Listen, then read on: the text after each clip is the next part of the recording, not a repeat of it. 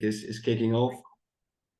It's absolutely time to come together to share our knowledge, experience, use cases, especially when we talk about agentic. And then not only the good stuff, but also the things that we learned or the mistakes we made. So we kind of want to open the stage, let's say in this time, in this summer period, but also the rest of the year, and invite all of our community members to participate in that. You can grab the stage by just dropping a message, and then we can co-host one of these events. Only if it's 30 minutes or 1 hour.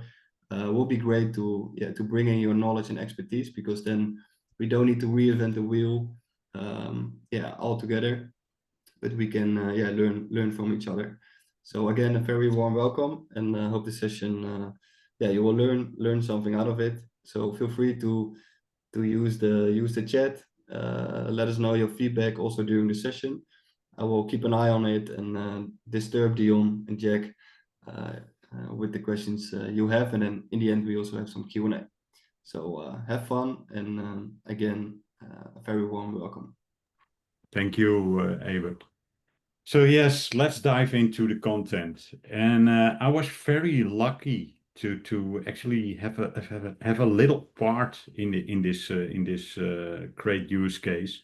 But most of the work has been done by Jack, and so he's going to tell all about this, and I will give the word to Jack. Yes, thank you, Dion. Yeah, we did it together, of course, so with a lot of help of you.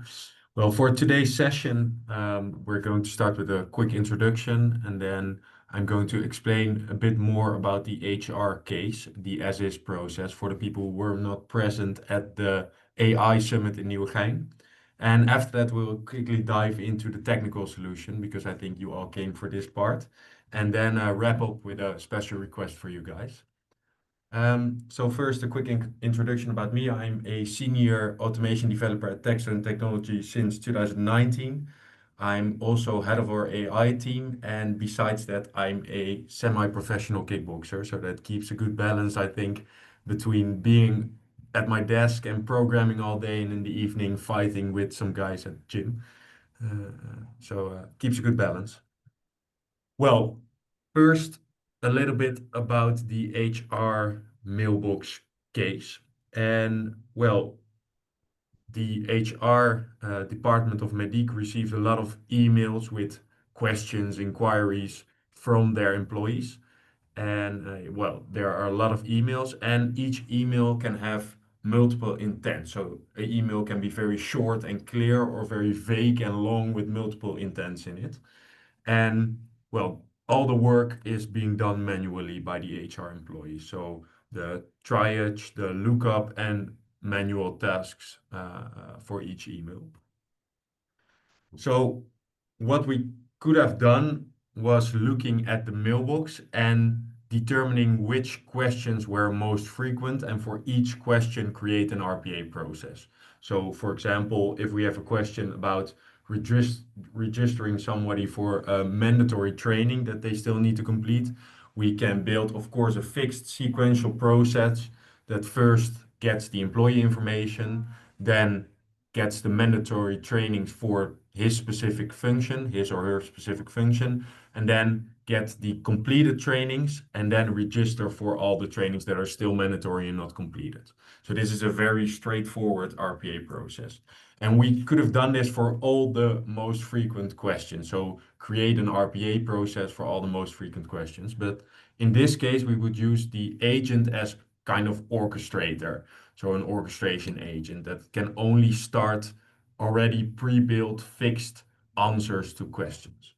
So that's not what we wanted to do with this agent. We didn't want to automate the processes. We want to automate the people, or the HR employee that was behind the processes. So how we did this, we took a closer look at all the questions and inquiries in the mailbox, and we translated this into a kind of skill set and responsibilities that an HR employee needed to have to complete those inquiries or questions. And we translated it to a sort of vacancy. So on the right, you see a vacancy for an HR support specialist employee. And then we saw all the responsibilities of this vacancy and all the skills the employee needed, and we translated those into tools and context sources. So tools are just the access to the system, so the access for the agent to the system. So very small tools, so micro automation. So for example, a tool to get the employee information, a tool to get the mandatory trainings for a specific function, a tool to get the historical leave request, but also to do some action. So for example, register for a training or submit a leave request or create an employee declaration. So these are all tools we gave to the agent to let him access the systems of Mediq. And we have some context sources, and this is more about the knowledge that a HR support specialist needs to do its work. So for example, policy documents about leave and vacation or remote hybrid work policies, etc., etc. And we connected this together via LLM. So for example, what you have to bring for this vacancy is strong communication skills in both Dutch and English. Well, we can cover this by using the intelligence of an LLM, of course. So this was our approach, and the point of this slide is that it does not have to take very long to build an agent. So I think we worked on this agent for 6 weeks, and then we already got a working product. Well, now of course it's demo time, and to start this demo, we need to start at the beginning of the process, of the end-to-end process. And for this, we receive an email in the mailbox, and this email can be very long and contain multiple intents. So for example, I would like to cancel this vacation because this employee is really ambitious and he has a vacation in December, but he has an evaluation in January. So he wants to cancel his vacation and then reschedule its vacation to February next year. And he wants to complete a few mandatory trainings before his evaluation is going to happen. So very good employee, I think. And well, the first thing that the automation needs to do is gather all the intents from the email and then some rule-based processing. So I'm going to share how we did this. And we did this actually in Maestro.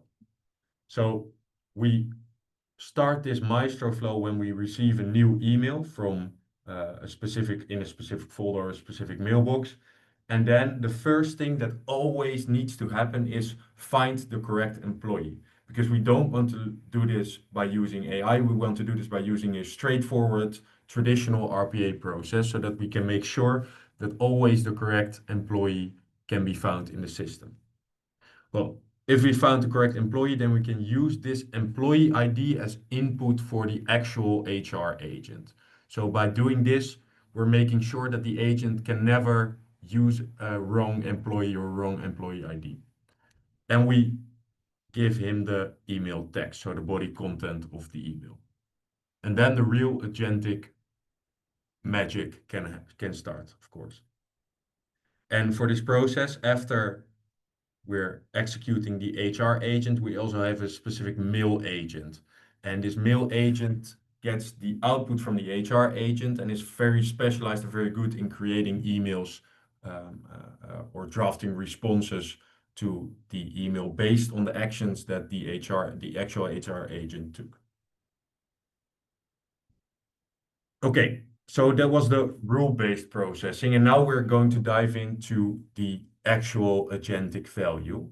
And to do this, we already created some tools that we can give to the agent. So one of the tools I want to show you guys is the get employee information. And this is just a very straightforward, simple micro automation created in UiPath Studio. And we publish this to the orchestrator, and when it's in the orchestrator, we can make it available for the agent. So as you can see on the right, it's just using the user interface, logging into SAP SuccessFactors, and then navigating to the right employee and extracting all the data from this employee.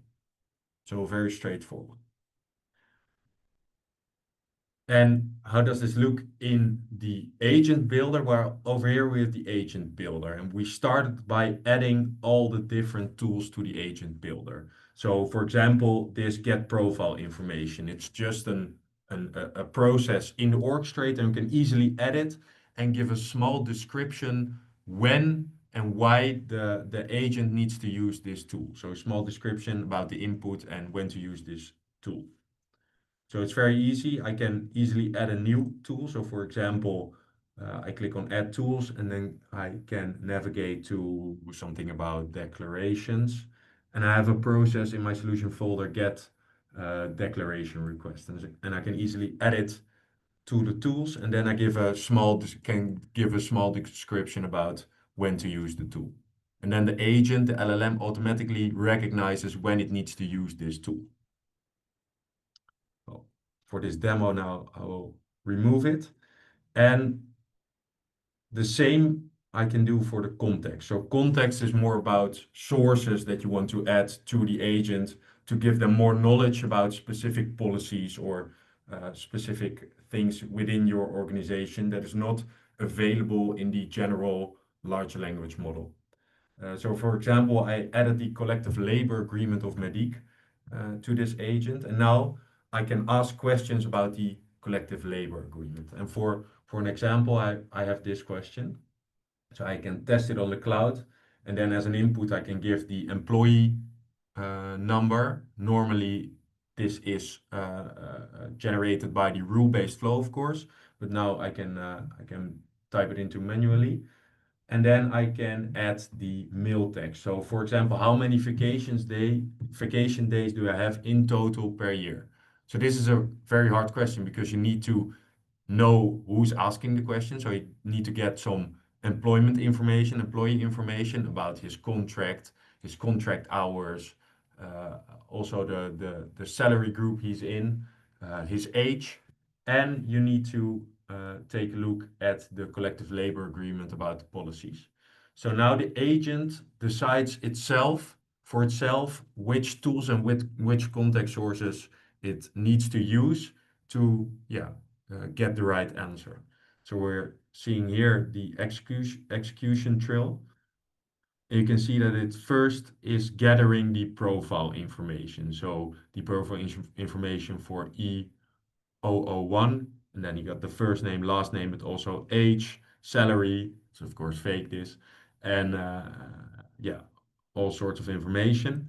And then it recognizes that it needs to take a look at the available sources, so the collective labor agreement, to get the right policy about vacation days. And how this works, it searches in the document for the right paragraph about vacation days. So over here we see 2 paragraphs about vacation days. And then together with the question, it will describe an answer. So as you can see here, I think it's a bit small. As you can see here, there, Dion Jansen, thank you for your inquiry. And then it recognized that it has 20 normal vacation days. So everybody has 20 vacation days at Mediq, but based on his age. So he took the age 28. You were entitled to 5.5 extra days. And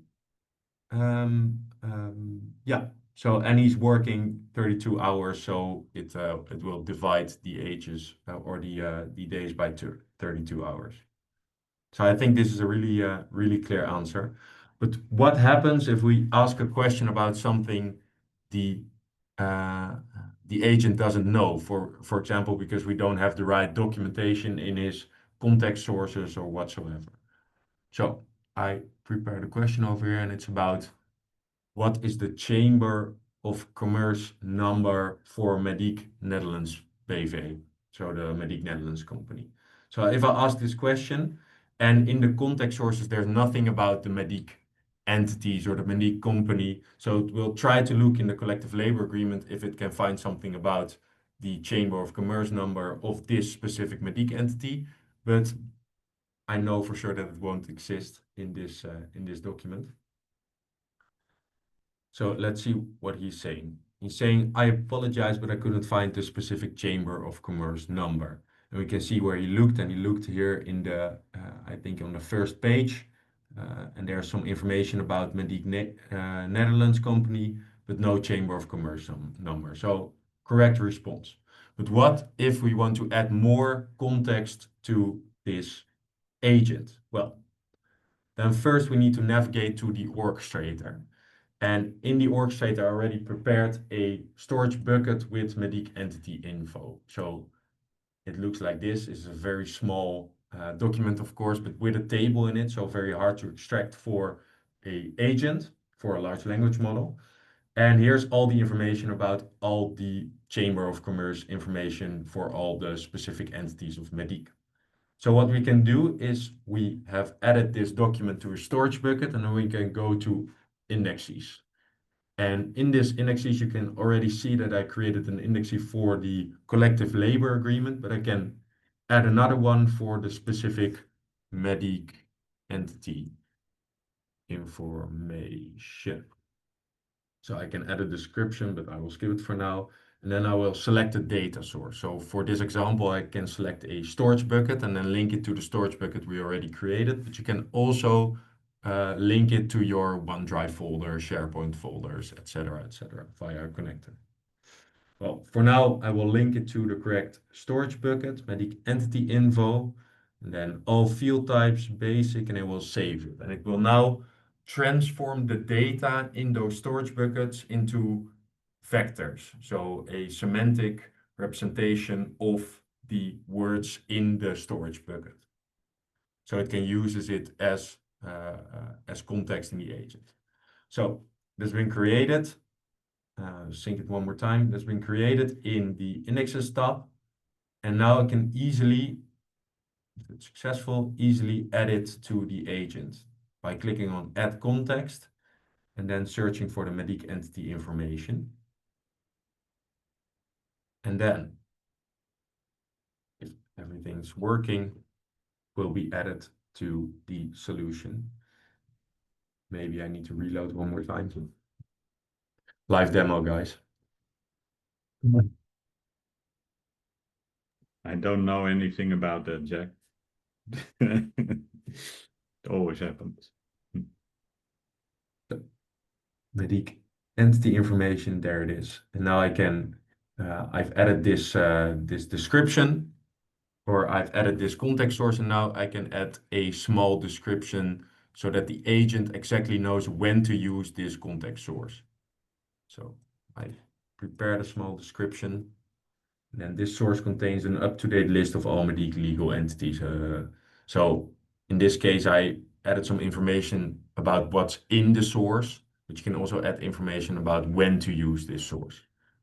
So if I test this again, hopefully it works. What is the Chamber of Commerce number for Mediq Netherlands company? And then if I run it again, the agent is going to decide which tools and context sources it needs for this specific question. So as you can see, it is using the Mediq entity information context source, and hopefully it will generate an output. So agent output, and we can see that it now generates an output about the Chamber of Commerce number for Mediq Netherlands company. So this works. We added a new context source to the agent, and it's very easy by adding a index into UiPath Orchestrator and then adding this index into your agent solution. Okay, but what happens when we ask a question and the agent is not allowed to answer this question? So for example, if I ask, what is the salary of my colleague Dion? Yes, colleague. I really hope he doesn't answer this one, Jack. Let's see. So if I ask this question to the agent, let's see if it has all the right information in his tools or context sources. But I don't think so, because we strictly told this agent to only use the employee context of the employee that is asking the question via email.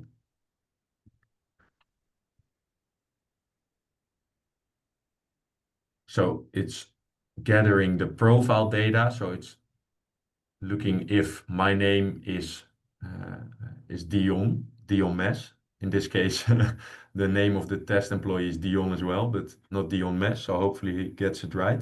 And then, yeah, he says, I apologize, but I cannot provide the salary information of your colleague Dion Mess. Okay, well, so that's pretty good.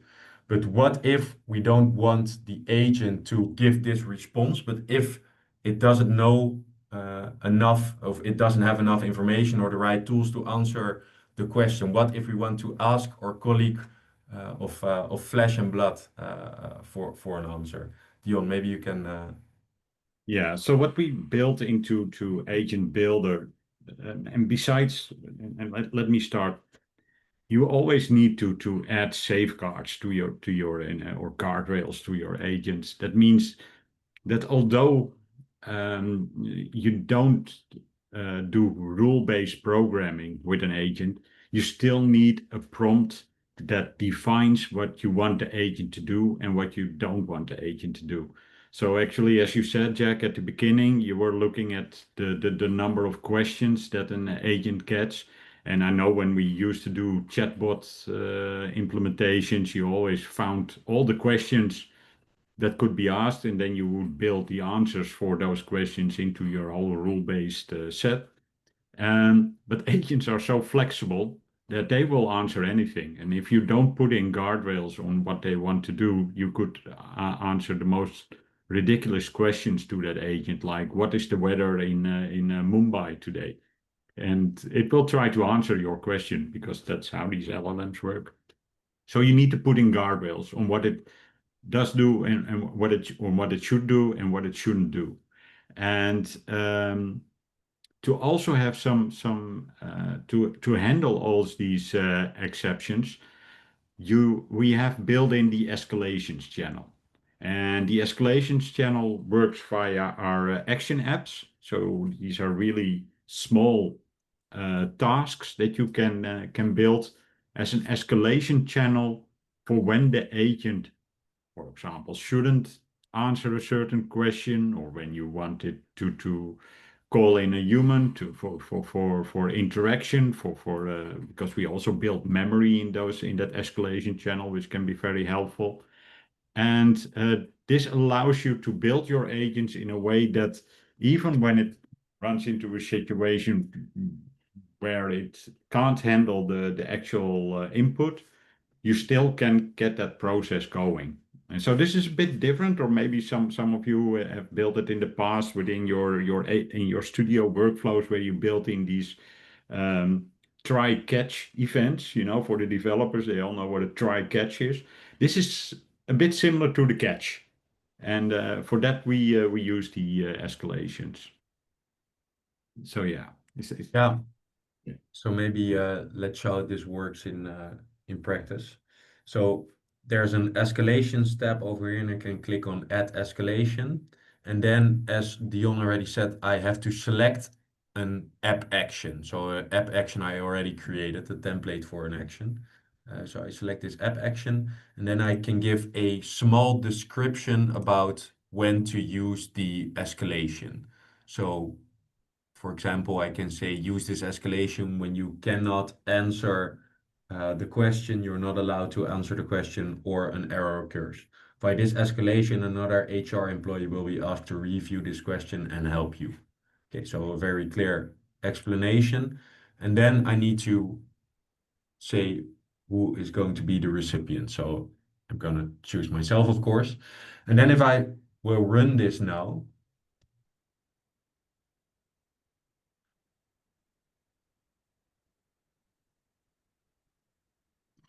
it will probably not work, because we need to change the user prompt or the prompts to instruct the agent that it can use the escalation if an error occurs or a question, hey,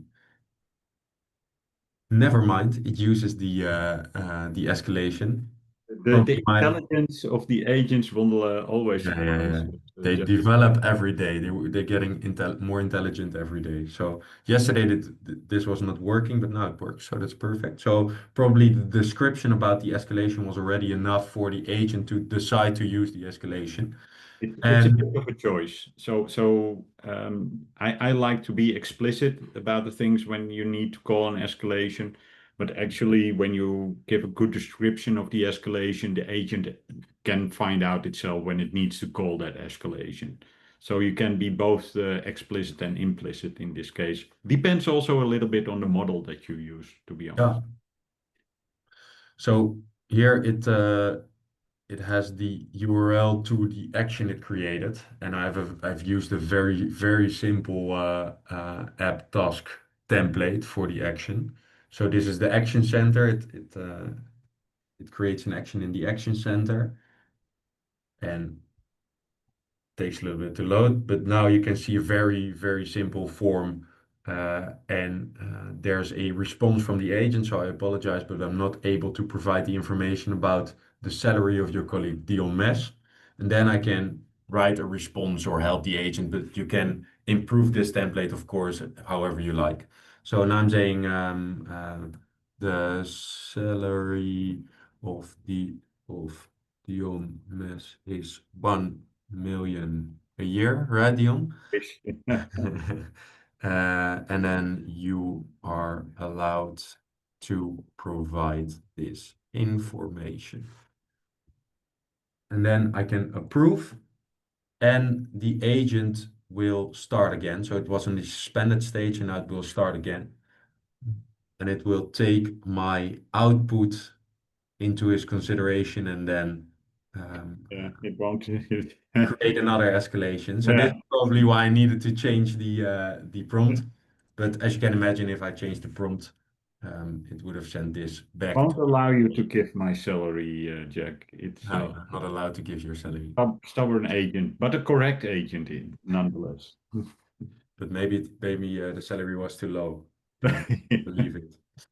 Okay, but if we make some changes to this agent, so for example, to the system prompt or to the user prompt or even to the descriptions of this, the tools or context sources or even escalations, then we're changing the structure and instructions of the agent. So if we have a new case, so for example, I'm telling the agent that if I give a response via the escalation action, it always needs to use my response. So don't think again, use my response. So that would have help in this situation. But maybe all my previous runs would fail because I changed this in the instruction. Is there a way to make sure this won't happen, Dion? Yes. So actually, let's go back to the fact that how you build a prompt, because in the end it's all about prompting, right? And so what we did, we built autopilot into our agent builder, and autopilot can help you to create these prompts where you get the most reliable agent out of it. So of course you can, if you want to be really creative, build your own prompt. But to be honest, autopilot is really good at creating prompts. And you can also use it as kind of a partner to build these prompts and to try to get the best results. At the same time, to make them really reliable, we have the evaluations. I think you mean that, right, Jack? Yeah. So if you change something in the prompt, the behavior of the agent will differ from before, right?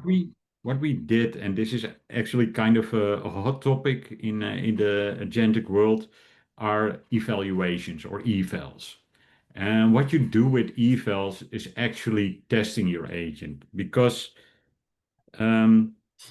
just like when you were building programs or you're building software, whenever you change something and how it interacts with your systems can differ.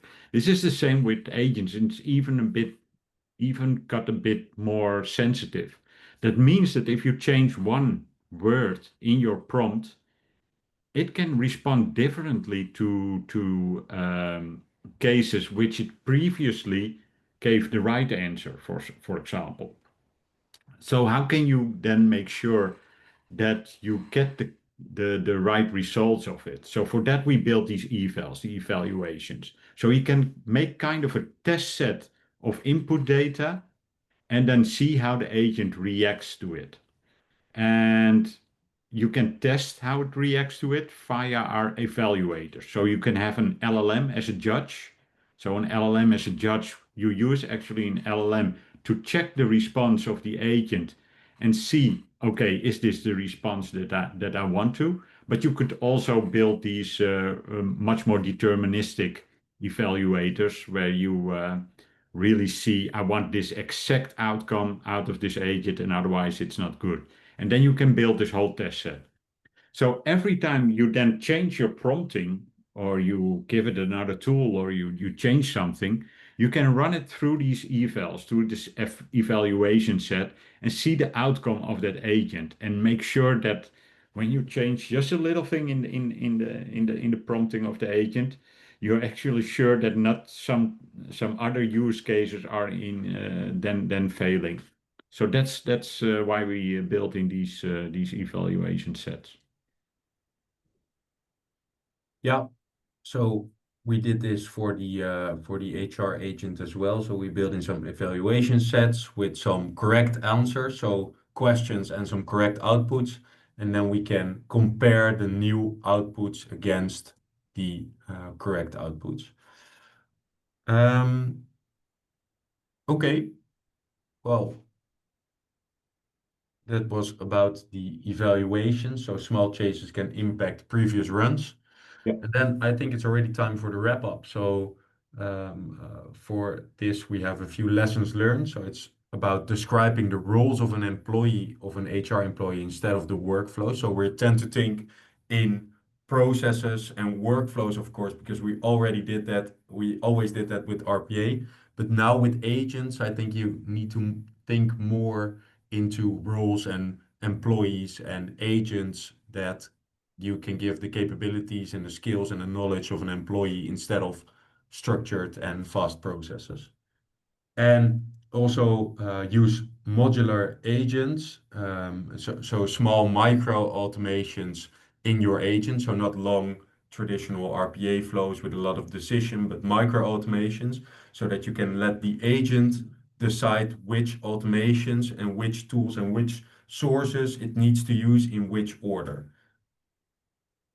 And it is extra powerful by using the escalations when the agent doesn't know the answer or an error is generated, and the evaluations to keep monitoring the behavior of your agent and the how it's going to respond. So now I have a last question to you guys. I uploaded this agent for the agent hack. We did it as Tacstone Technology.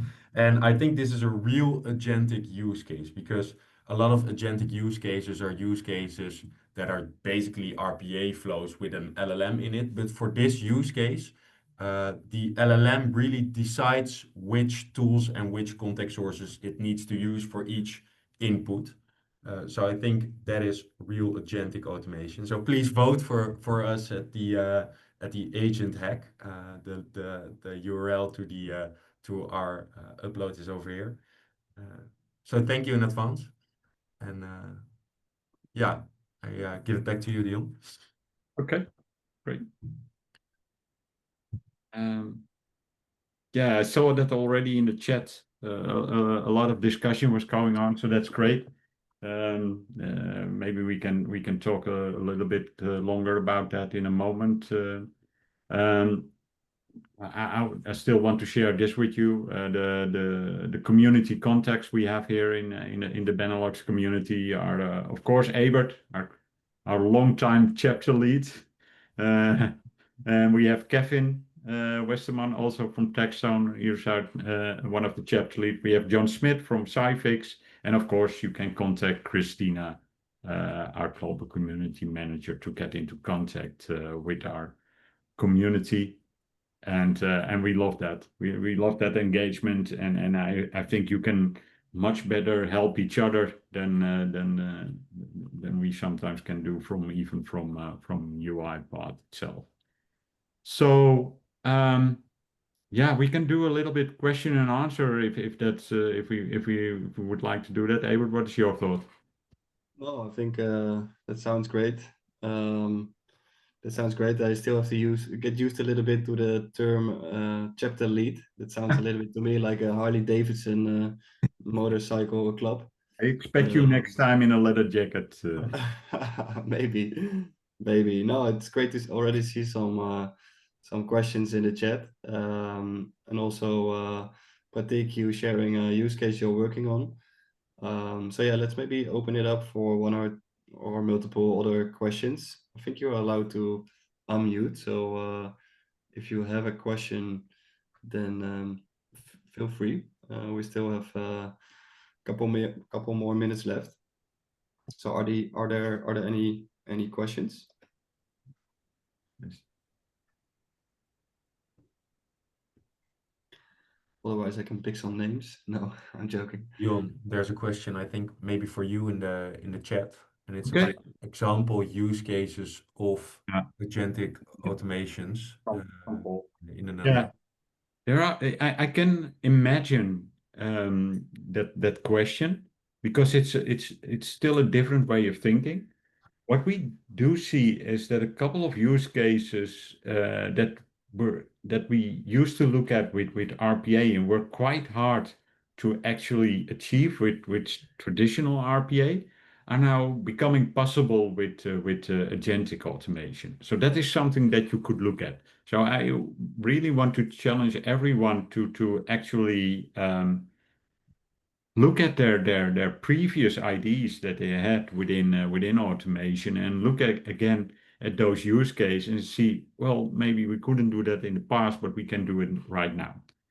There are also some guidelines around that, because with RPA we always had that whole mantra of when it's repetitive and when it's deterministic, then exactly in those cases you are going to automate.